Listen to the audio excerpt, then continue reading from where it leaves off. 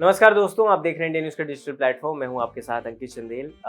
आप सभी को पता है कि इस समय हाल फिलहाल में जो रणवीर अलाहाबादिया वाली कंट्रोवर्सी चल रही है, उस पर एक बड़ा अपडेट आया है और 3 बड़े सोशल मीडिया इन्फ्लुएंसर्स का इस पे बयान आया, एक रिएक्शन आया।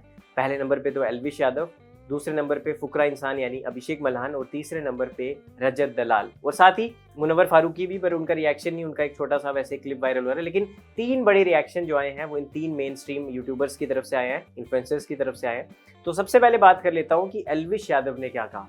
एल्विश यादव से जब एक वो लाइव थे किसी ऐप पे, उस पे उनसे पूछा गया कि रणवीर अलाहाबादिया कंट्रोवर्सी पे, समय रैना पे आप क्या कहना चाहेंगे। हालांकि समय रैना ने जब उनका वेनम वाला केस चल रहा था उस समय काफ़ी उन पे तंज कसे थे, लेकिन फिर भी इन सब के बावजूद भी एल्विश यादव ने इस मामले में कुछ नहीं कहा। उन्होंने कहा कि मैं इस तरह की कंट्रोवर्सी से दूर रहता हूँ और प्रशासन है, कोर्ट है और समाज है, वो सब फैसला करेगा और सत्य की जीत होगी। जो सही होगा वो जीतेगा, जो गलत होगा वो हारेगा।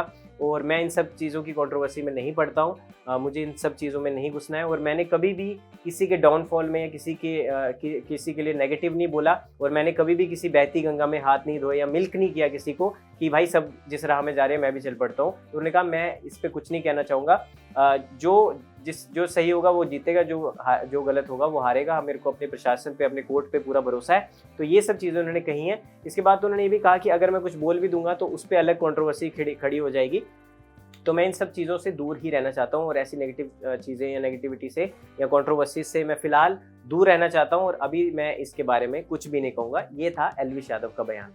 अब चलते हैं फुकरा इंसान यानी अभिषेक मल्हान पे।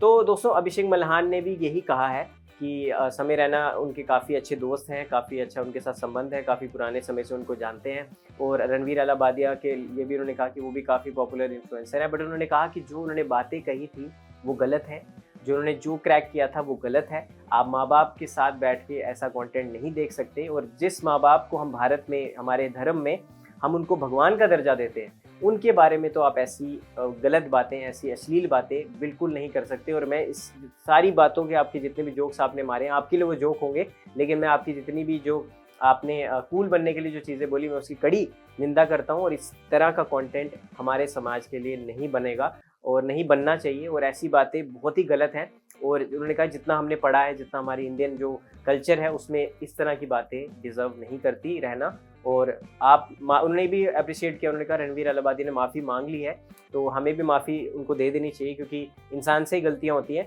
बट अगर उनको अपनी गलती रियलाइज़ हो गई है तो मेरे हिसाब से हमें उनको माफ़ कर देना चाहिए।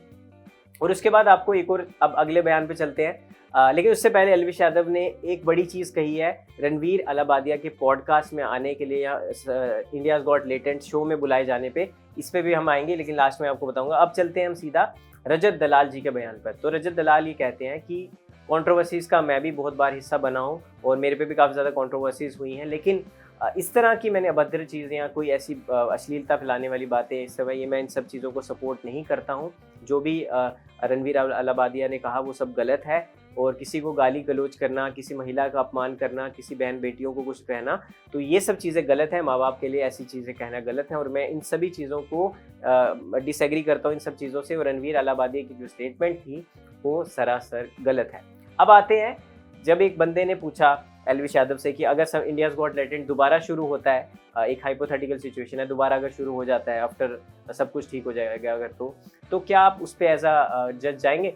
तो उन्होंने कहा कि नहीं, मेरा तो ऐसा कोई प्लान है नहीं। तो उन्होंने कहा कि जब होगा तब का तब देखा जाएगा, उस समय जिस तरह के सर्कमस्टांसेस होंगे मैं उस समय डिसाइड करूंगा। मैं अभी कुछ नहीं कह सकता कि मैं जाऊंगा या नहीं जाऊंगा। लेकिन जितने भी रिएक्शंस आ रहे हैं ये लगातार कहीं ना कहीं मुझे लगता है कि लोग इस बात से एग्री कर रहे हैं कि जो भी रणवीर अलाहाबादिया ने कहा वो गलत तो था।